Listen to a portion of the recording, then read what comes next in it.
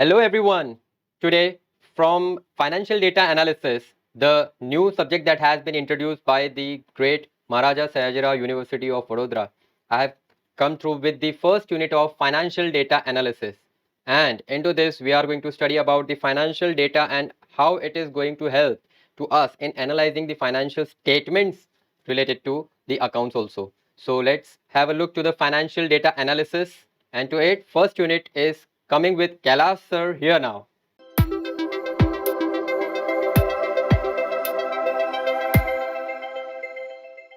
Now, let's begin with the introduction. Introduction to financial data. In the dynamic realm of commerce, understanding and interpreting the financial data are essential skills, and financial data serves as the backbone for strategic decision making, risk assessment, and performance evaluation within the business.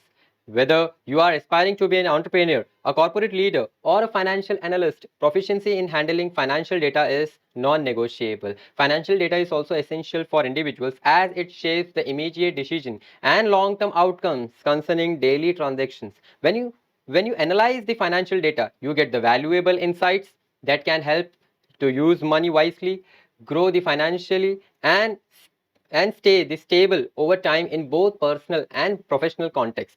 Before diving into the depths of financial data analysis, it is important to understand the foundation concepts of financial data analyst. तो कहने का मतलब है यहाँ financial data का introduction आपको बताता है इट इज़ वेरी एसेंशियल, बहुत काम की चीज़ ये रहती है किसी भी बिजनेस के लिए, क्योंकि बिजनेस में फाइनेंस मीन्स डेटा एंड इसका profit with the numbers makes it very important. And जितना ज़्यादा आपका फाइनेंस होगा उतना आप बिजनेस में ज़्यादा ग्रो कर पाएंगे। तो इस फाइनेंस को समझने के लिए आपको सबसे पहले इंपॉर्टेंट और ज़रूरत है डेटा की, डेटा को समझने की। तो let us understand how it works.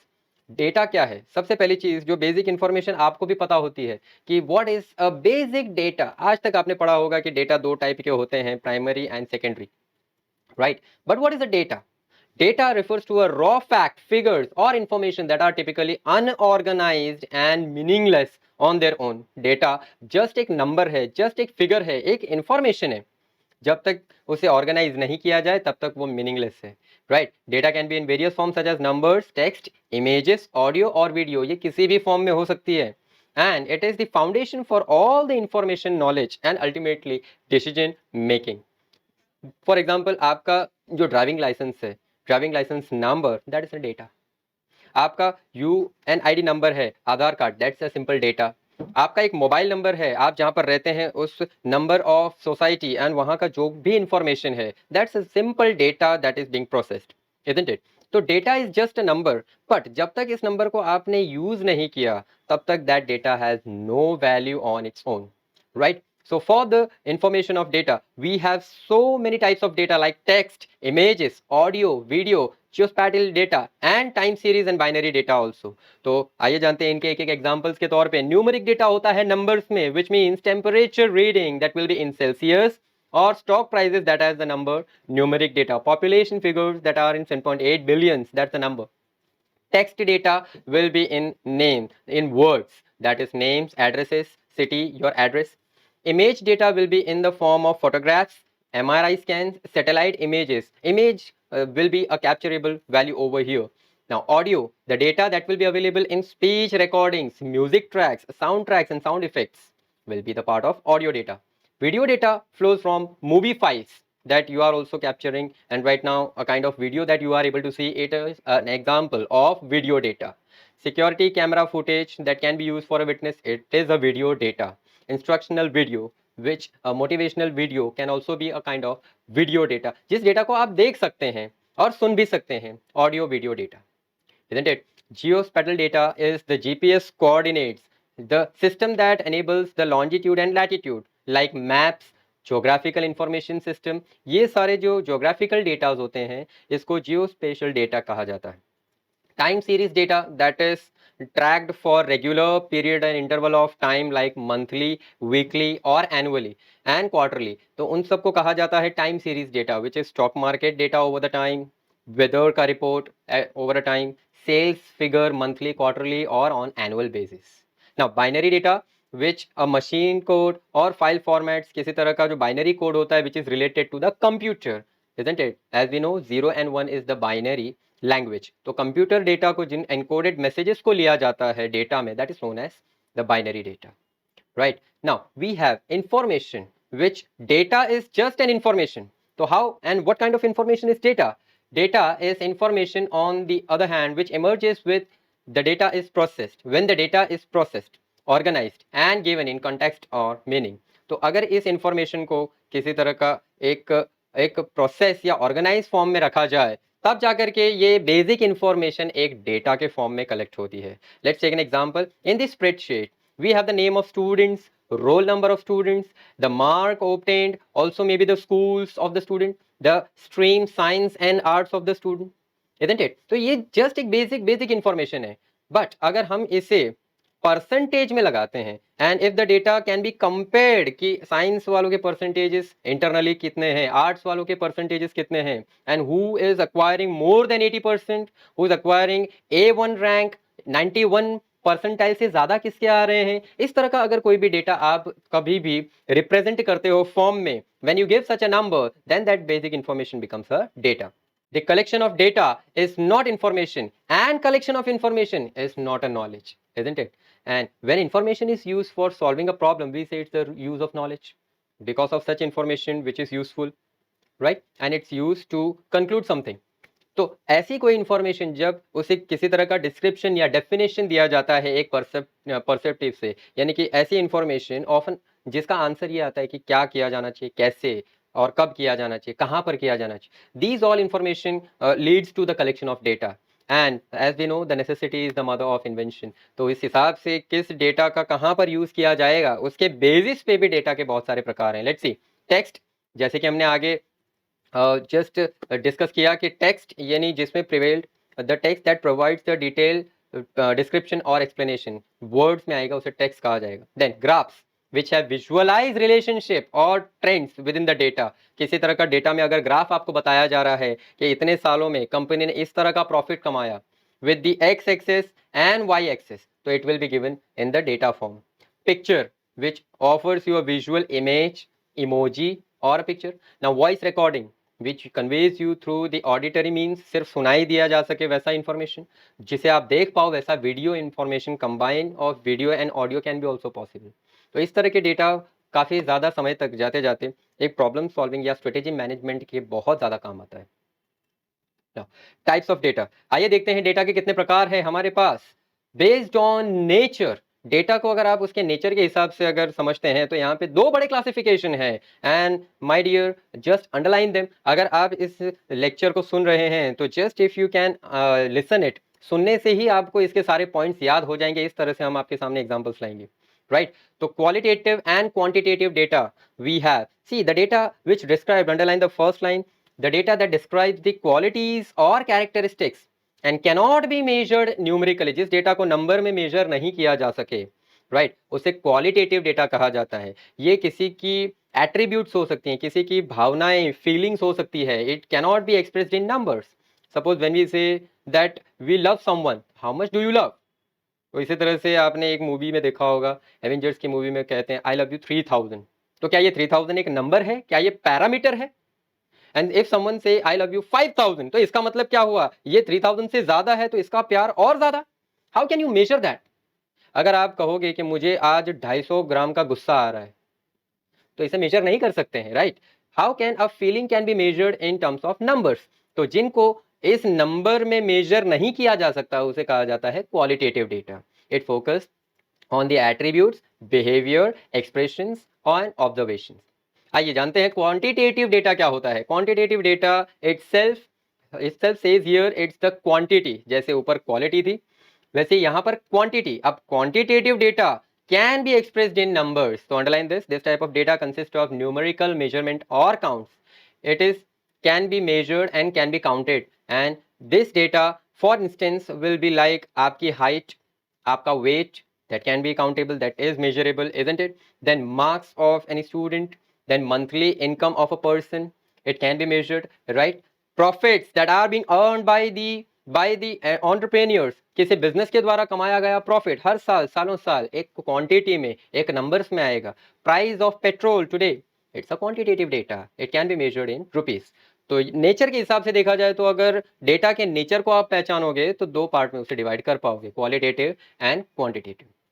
आइए जानते हैं हमारे पास कलेक्शन के हिसाब से डेटा है। Now data which is based on collection, जैसे उसे आप कलेक्ट करते हैं, डेटा जैसे लिया जाता है, उसके बेसिस पे हमारे पास दो ऑप्शन है यहाँ, primary data and secondary data. ये आपके लिए बहुत आम है, बहुत सिंपल होगा जानने के लिए कि प्राइमरी डेटा वो होता है the data that is being collected for the very first time and directly from first hand experience. Underline the first line. इसका मतलब आप अगर कोई सर्वे खुद से कलेक्ट कर रहे हो और आप उस डेटा को पहली बार खुद से निकाल रहे हो, तो that data will be the primary data. Suppose a journalist is collecting a data, will be a primary data for that journalist, isn't it?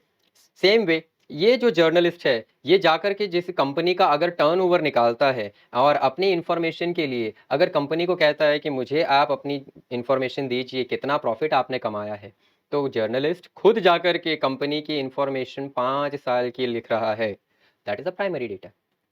Census survey आपके डोर टू डोर घर तक आते हुए जो पॉपुलेशन सर्वे किया जाता है, दैट इज प्राइमरी डेटा।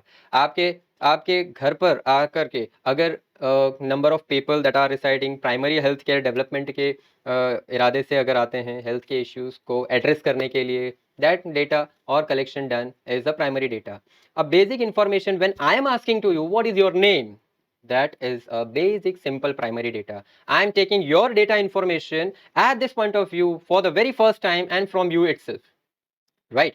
तो प्राइमरी डेटा का सबसे ज्यादा रेलेवेंस होता है, इट्स मोर रेलेवेंट, क्योंकि इसमें जो इंटरव्यू ले रहा है या जो डेटा कलेक्ट कर रहा है, एन्यूमरेटर जिसे कहा जाता है, जो क्वेश्चन पूछ सकता है क्वेश्चनेयर के टाइम पर, या इस तरह का डेटा कलेक्टर, तो इसकी रेलेविटी ज़्यादा बढ़ जाती है, रेलेवेंस बढ़ जाती है। तो प्राइमरी डेटा का सबसे ज़्यादा रेलेवेंस होता है क्योंकि ये उसी के द्वारा कलेक्ट किया गया है जो इस पर काम करेगा। Whereas secondary data, the data, the information that has already been collected by someone else and it is available for others to use will be secondary data, right? Underline करें इस लाइन को।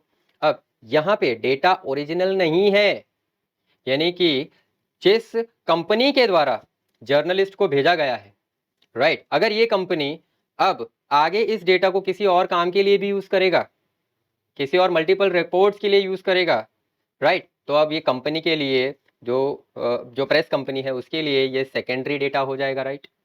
ठीक है, कलेक्ट किसी और ने किया है और यूज आप कर रहे हो।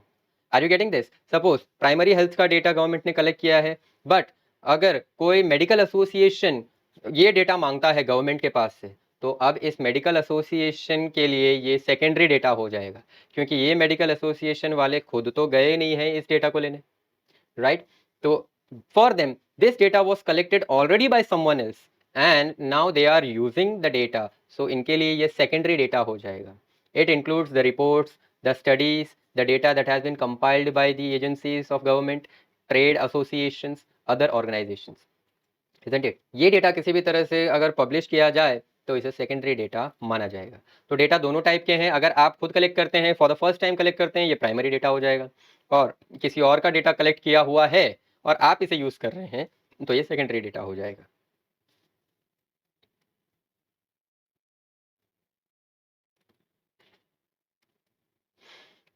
The next bifurcation is based on scale of measurement, यानी आप जब उसे मेजर करेंगे तो उसे पहले रखा जाना चाहिए या बाद में रखा जाना चाहिए, मीडियम में या फिर एंड में रखा जाना चाहिए। अगर इससे कोई फर्क पड़ता है या नहीं पड़ता है तो ये स्केल ऑफ मेजरमेंट के हिसाब से अगर आप डेटा को बाइफरकेट करते हैं तो data will be of 4 type: nominal, ordinal, interval and ratio data. आइए देखते हैं इसे। Underline this, nominal data is use for labelling variables without any quantitative value. तो किसी भी क्वांटिटेटिव वैल्यू पे ना जाते हुए जिस डेटा को सिर्फ लेबल के लिए यूज किया जाता है, दैट इज नॉमिनल डेटा। जैसे कि आप देख सकते हैं जेंडर, मैरिटल स्टेटस और colour of a product, right? तो इसमें इन डेटा को अगर आप मेल फीमेल आगे पीछे भी कर दो कि सबसे पहले फीमेल का डेटा रखते हैं उसके बाद मेल का, या फिर सबसे पहले मेल उसके बाद फीमेल, तो इस डेटा को कोई फर्क नहीं पड़ेगा, right? That is the nominal data. Marital status, single, married, divorced, तो अगर आप डाइवोर्सेस को पहले रख के then married and then single भी रखो, अगर इसका ऑर्डर भी चेंज कर दो तो भी किसी को फर्क नहीं पड़ेगा। इस तरह का डेटा स्केल ऑफ मेजरमेंट में कहीं पे भी रखा जा सकता है, तो that can be the nominal data. Now what is ordinal data? Data, underline this, that has a specific order or ranking, but the intervals between the values may not be consistent, इसका मतलब है इन्हें specific rank और order में रखा जाएगा। For example the satisfaction ratings, जब आप गूगल पे किसी को रेटिंग करते हैं 1 2 3 4 5, या आप कस्टमर केयर में कॉल करते हैं तभी एक सबसे लोवेस्ट वैल्यू और 2 3 4 5 सबसे हाईएस्ट वैल्यू। तो इस तरह से 1 star 2 star 3 star movie rating and the status like low status, middle status या high status, these are the ordinal data form because they establish a sequence। जब इन्हें sequence में रखा जाएगा तभी इनका meaning है, right? Next is interval data. Now underline this line, interval data is numerical data that has order and a constant difference between the value but no true zero point। यानी कि ये data ऐसा है जिसे order में भी रखा जाता है और इसे कॉन्स्टेंटली विजुअलाइज किया जाता है। This means you can add and subtract to it but do not multiply और डिवाइड मीनिंगफुली। इस तरह का डेटा सिर्फ एडिशन और सब्ट्रैक्शन में काम लगता है। Suppose here the information is given, temperature which is given. अगर आप कहते हैं कि 30 degree is hotter then 20 degree, पर आप ये नहीं कह सकते कि कितना गुना ज्यादा है, isn't it? You can't expect like it, या आप इसे माइनस करके बता सकते हो कि 30 minus 20 it is 10 degree more hotter, but you can't say कि ये आज 2 गुना ज्यादा है या 3 गुना ज्यादा हॉटर है, जब तक कि आप इस डेटा को किसी एक ट्रू जीरो पॉइंट तक मेजर नहीं करते हैं, राइट? तो मेजरमेंट के लिए इसे यूज किया जाएगा विद एक और एग्जांपल है आपको एमसीक्यू के लिए आ सकता है यहाँ पर कि interval data is Likert scale responses, यानी स्केल्स रिस्पॉन्सेस में रखा जाता है 1 to 5 तक। Next, ratio data that has all the properties of interval data. अब इंटरवल डेटा की सारी प्रैक्टिसेस, सारी प्रॉपर्टीज हैं रेशियो डेटा में, and it has a clear definition of zero also, यानी कि ratio that can be expressed in numbers, and with ratio data you can compare the differences and calculate the ratios, making it more informative। ज्यादा informative भी रख सकते हो, इस data को आप मेजर भी कर सकते हो, राइट? और इससे वेट स्केल्स के हिसाब से मेजरमेंट में आप माप भी सकते हो। जैसे कि someone says who is 20 years old and we can conclude that it is indeed twice as old to the age of someone who is of 10 years। जो 10 साल की एज का होगा और 20 साल की एज का होगा, तो आप इसके बीच में एक पैरामीटर रख सकते हो कि यहाँ 10 है तो दोनों का कहीं ना कहीं डेफिनेशन 0 से ही स्टार्ट हुआ होगा, राइट? तो यू कैन से कि 20 साल वाला 10 साल से 2 गुना ज्यादा आगे, right? Which was not in the case of temperature interval data. तो based on scale of measurement we have these 4 data. Based on usage, आप किस तरह से डेटा को यूज करना चाहते हैं उसके बेसिस पे भी यहाँ पर 3 अलग अलग बाइफर्केशंस हैं। One is raw data, second is processed data and third one is big data. आप इसे समझ लीजिए, तीनों की फर्स्ट लाइन को अंडरलाइन करते हुए, raw data refers to the data that is the purest and unprocessed form. Raw data उसे कहा जाता है जस्ट अ नंबर, सिंपल 24 25 48 49, इस तरह के सिंपल नंबर्स को रॉ डेटा कहा जाता है, जिसका कोई मीनिंग नहीं है क्योंकि उसे प्रोसेस नहीं किया गया है, ना ही उसे किसी तरह के ग्रुप में अरेंज किया गया है, राइट? तो ये सिर्फ एक बेसिक नंबर रहेगा, सेट ऑफ द डेटा जिसे अभी तक प्रोसेस नहीं किया गया है। अगर मैं प्रॉफिट की बात करूं तो किसी कंपनी का 2 लाख का प्रॉफिट है, 6 लाख का प्रॉफिट है एंड 10 लाख का प्रॉफिट है, तो ये सिर्फ नंबर है, राइट? जब तक कि इसे प्रोसेस किया जाए तो उसे प्रोसेस डेटा कहा जाएगा। Process data is also known as information which is the result of performing operations on raw data to make it more organised, meaningful and useful. इस तरह के ऑपरेशन हो सकते हैं removing the errors and inconsistencies, transformation हो सकता है कि किसी एक प्रॉपर फॉर्मेट में उसे रखा जाए, aggregation, filtering and other data manipulation techniques which is typically more structured. ये जो प्रोसेस डेटा होगा इसमें आपको मिल सकती है इंफॉर्मेशन लाइक जैसे कि मैंने आपको प्रॉफिट बताया which is in 3 different numbers, 2 lakh profit, 6 lakh profit, 10 lakh profit. तो ऐसा हो सकता है in the year 2016 it was 2 lakh profit, in the year 2020 you can say after 4 years it is 6 lakh profit, and after 4 years 2024 it is 10 lakhs profit, isn't it? तो इसे अगर एक proper arrangement के साथ 4 साल के इंटरवल में हमने रख दिया तो we have processed this data in different intervals, right? तो इसे प्रोसेस डेटा कहा जाता है, जिसे आगे चार्ट और एग्रीगेट स्टैटिस्टिक्स में भी यूज किया जाता है।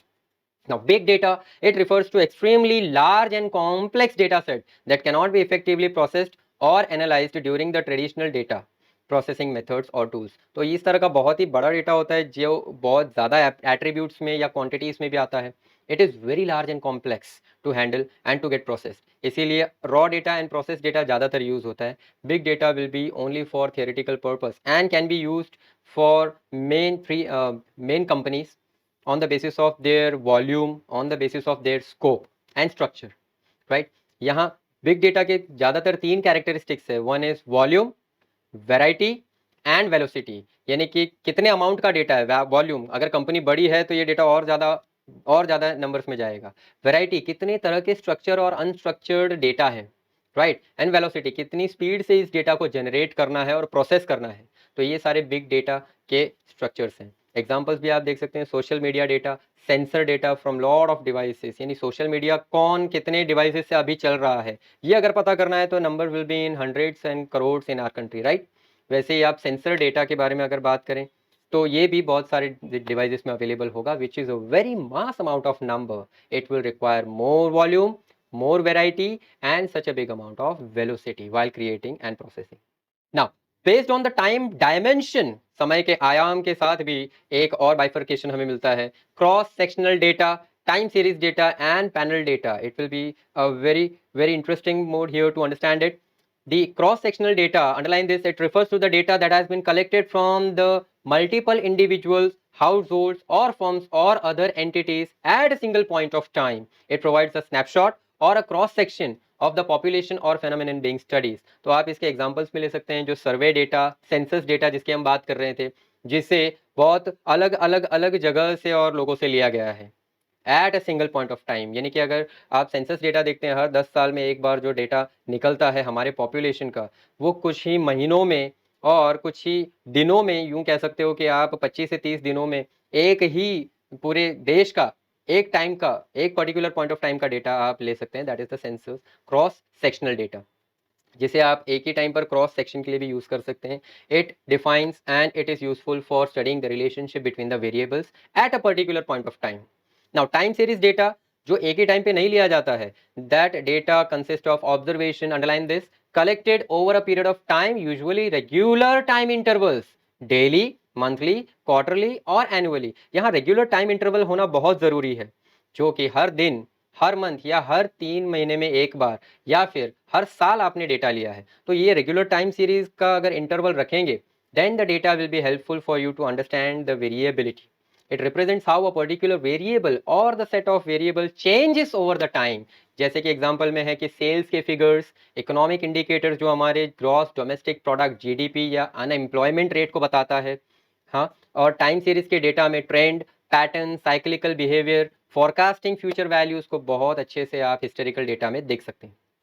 Now panel data also known as longitudinal data, which is a combination of above cross sectional data and time series data. इन दोनों का combination panel data होगा.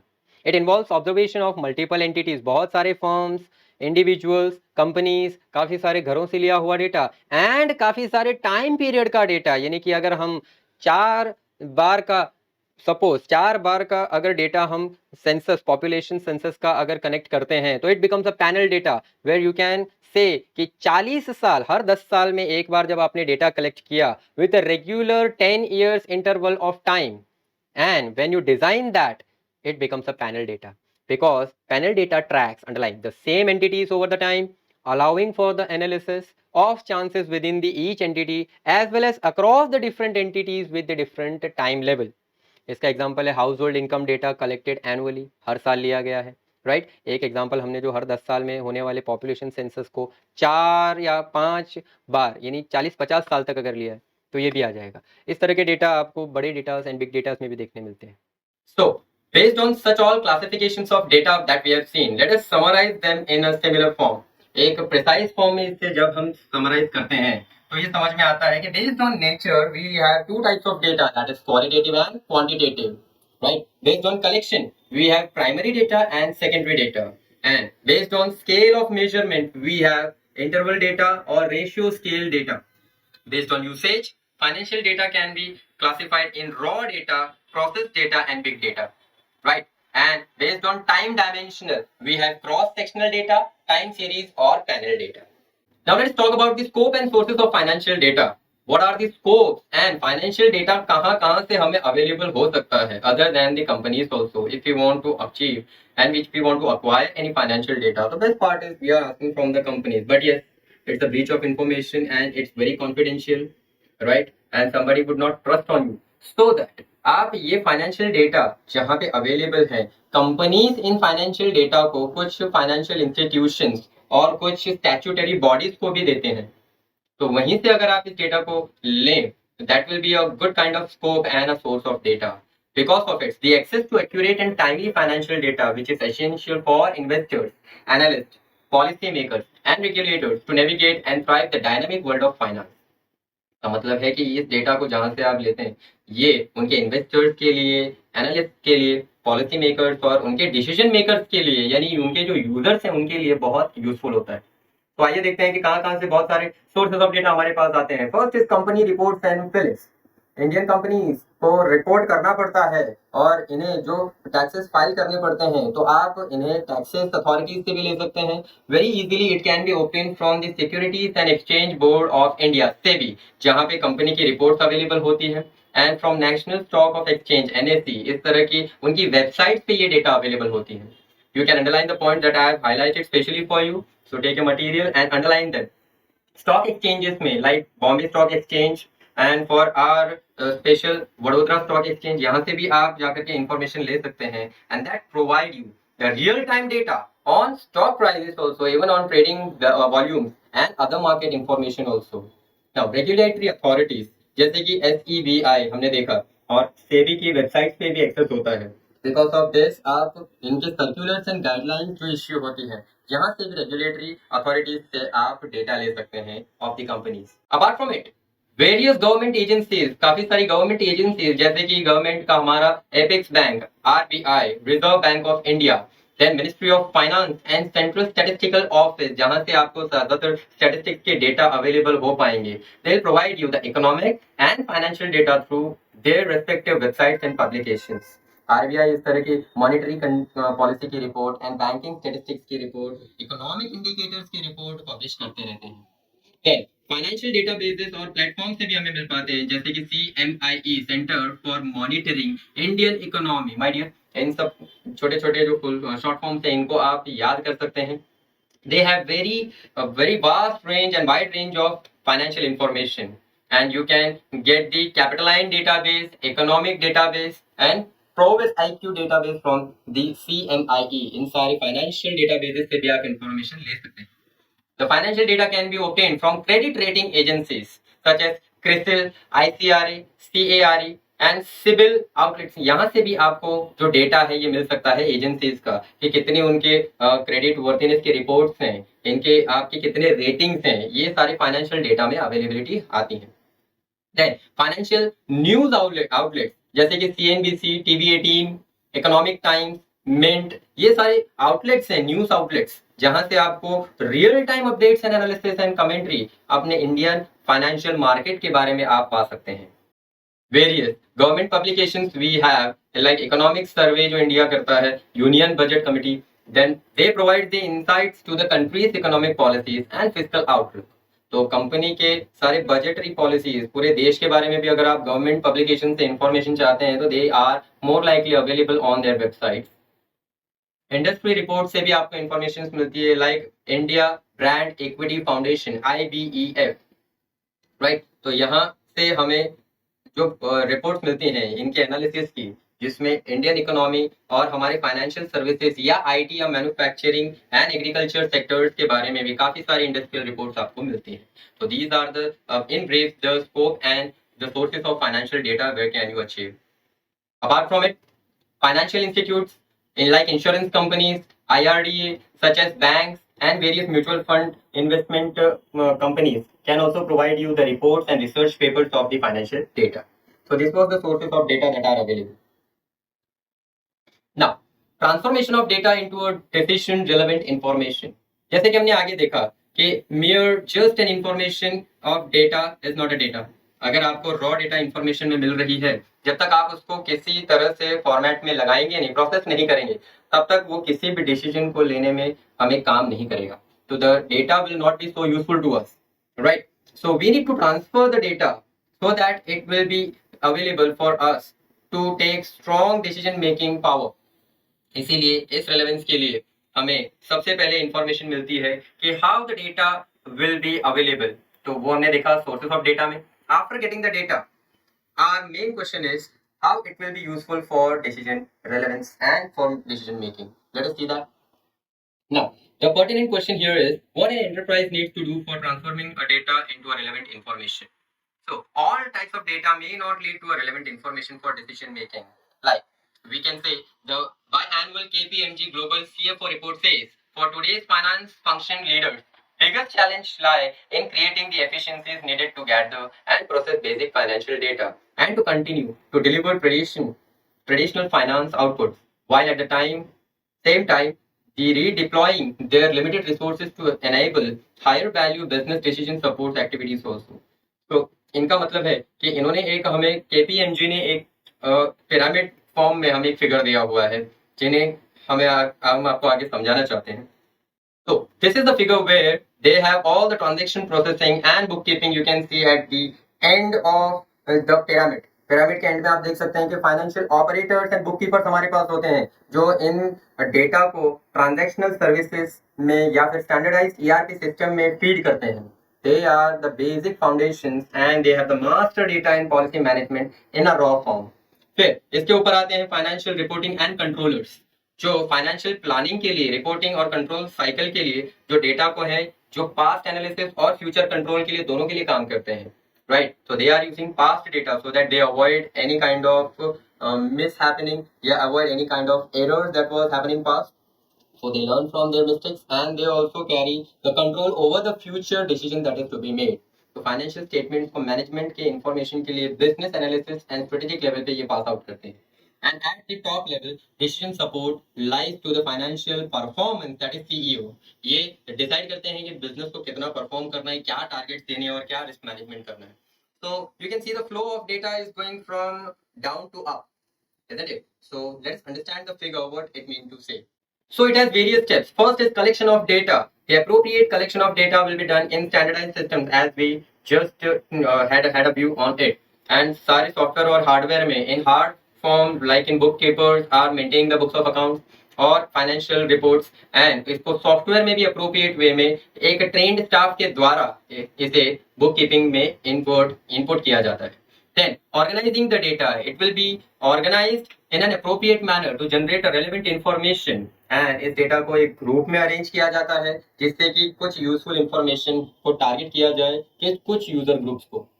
राइट, डेटा प्रोसेसिंग इसके आगे का स्टेप है and the next step data needs to be clean and if any unnecessary element और any error lies it is to be eliminated. Right, and the data need to be addressed to the further next step. Data को process करने के बाद integration of data is the next fourth step.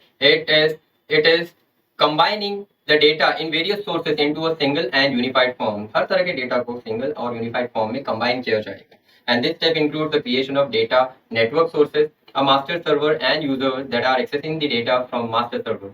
So data integration eventually enables the analytics tool to provide effective, actionable business intelligence. तो data को integrate करने के बाद data reporting it involves translating the data into a consumable format to make it accessible by the user. Like you can keep the data reporting in a PDF form. It can be projected through the slides also. So जो data है हमारा ये क्या कहना चाहता है, इससे revenue या नेट प्रॉफिट या इस तरह के जितने भी हमारे समराइज्ड फाइनेंशियल इंफॉर्मेशन है तो एक यूजर का ऑब्जेक्टिव होना चाहिए कि वो इसे समझ पाए इजीली. तो it is in what unit ये भी इंफॉर्मेशन यहाँ पर मेजर की जानी चाहिए, बताई जानी चाहिए. And the data has to be to understand the financial position of the company and a user should get the relevant and accurate information from it. It's a part of data reporting. After that, data utilization. अब पूरे reporting करने के बाद ये financial data किस part में use किया जाएगा. It is being utilized to back corporate activities and to enhance the operational efficiencies and productivity. तो डेटा आगे जाते हुए अपने यूजर्स को किस तरह से काम आएगा ये कॉर्पोरेट डिसीजन मेकिंग पे ही डेवलप डिपेंड करता है. Now after this let's go with the next topic, role of financial data analysis in business planning and decision making. तो बिजनेस के फाइनेंशियल डेटा को प्लानिंग और डिसीजन मेकिंग के लिए कैसे यूज किया जाएगा? For your ease I have already underline the information that is very keen and important. तो हम इसे पढ़ते जाएंगे and let us discuss in brief how it will be helpful. आप सब जानते हैं कि financial data analysis serves the foundation for informed decision making in business and provide valuable insights into performance, risk and opportunities and resource allocation. Financial data resource allocation performance और risk के लिए कितना helpful है ये तो आप जानते हैं. तो आइए जानते हैं कि how effectively we can use it in the strategic making. Budgeting and forecasting. Financial data helps in creating budgeting and forecasting for the future. ये फ्यूचर का फोरकास्ट कर सकता है. Next, investment decision. बिजनेस के कोई भी इन्वेस्टमेंट के decision है, ये आपको इन्वेस्टमेंट डिसीजन में भी हेल्प कर सकता है कि कितना रिटर्न ऑफ इन्वेस्टमेंट आपको मिलने वाला है, कितने टाइम बाद आपको मिलने वाला है, that is the pay back period. And net present value, what will be the available value at that point of time of the investment. तो बिजनेस को ये सारी इंफॉर्मेशन इन्वेस्टमेंट अपॉर्चुनिटीज के रिगार्डिंग भी मिलेगी from the financial data. The next part is performance evaluation के लिए आपके जो रेशियोज एंड एनालिसिस हैं, like profitability ratios that show the profits of the business, जिसमें आपने पहले कुछ ऐसे ratios like net profit ratios, gross profit ratios, operating ratios, operating profit ratios आपने सुने होंगे. लिक्विडिटी रेशियोज में current ratios and liquid ratios जो बताते हैं कि बिजनेस कितने टाइम तक शॉर्ट टर्म या long term solvency business bear कर पाएगा या नहीं. Then efficiency ratios that shows the activities and how business work is done, how efficient a business is in stock turnover, in debtors turnover, in working capital management. तो ये सारे performance evaluations भी आप पाएंगे financial data. Risk management, it helps in identifying and mitigate the financial risk. And business can develop risk management strategies to safeguard against their potential threats to the financial stability. तो financial data से risk management भी calculate किया जा सकता है, so that business can take a calculated risk. Next is fraud detection and prevention of fraud. The data analytics can be instrumental in identifying potential fraud, risk and abnormalities within the financial data. अगर हमारे business में किसी तरह का ऐसा fraud या किसी तरह की abnormalities है, that can be obtained and can be found by the financial data. And prevention of that in the suspicious patterns and behavior of our profits can be seen. Strategic planning. Financial data guides the strategic decision making by providing the insights into the market dynamics. It helps business to align their long-term objectives and with their financial capabilities and market conditions. तो बड़े लंबे time के लिए अगर कोई strategy रखनी है, if you want to go for various available plan, अगर प्लान ए नहीं तो plan B, that strategic planning can be done by financial data. Capital structure management. By using the balance and use of debt and equity financing, long term के लिए capital structure management भी किया जाता है financial analysis से, so that the cost can be minimised and the share holder can value can be maximised resulting in the more profits of the business. Cost control. Financial data से ही आप पता कर पाएंगे कि कहाँ पे कॉस्ट हमने ज्यादा इनकर कर दिया है, कहाँ पर ज्यादा कॉस्ट लगाया है और किस एरियाज में इनएफिशिएंसीज हमें मिली है. So that we can measure the cost control and we can improve the profitability and we can use the best use of our resources. The next, financial data is useful to compliance and reporting. It is essential for regulatory compliance and financial reporting so that we can ensure the transparency and our accuracy amongst the user. This will help to build trust amongst the user of the financial data of the business. आगे decision support के लिए और visualisation के लिए financial data बहुत important है, so that by visualizing data in an easily digestible format, organizations can streamline decision making process and drive more impactful strategies. अगर आप किसी तरह से फाइनेंशियल डेटा को ग्राफ एंड टाइमलाइन से किसी इजी वे में, पिक्टोग्राम में किसी में समझ पाए, ऐसी चीजों से अगर आप इसे डिराइव करते हैं तो visualization becomes very easy and it is very essential, makes very effective decision making to the decision support. So we are completed with the unit 1 here, and with the next part of the unit we are coming up with the very interesting examples and hope so that you all have liked this. If you have any doubts and difficulties regarding this subject, feel free to contact us at UWIL classes. I am Kailash sir, and you can send me your doubts and difficulties through WhatsApp also for further more requirements. And until that, stay happy, stay motivated and keep learning. Goodbye all.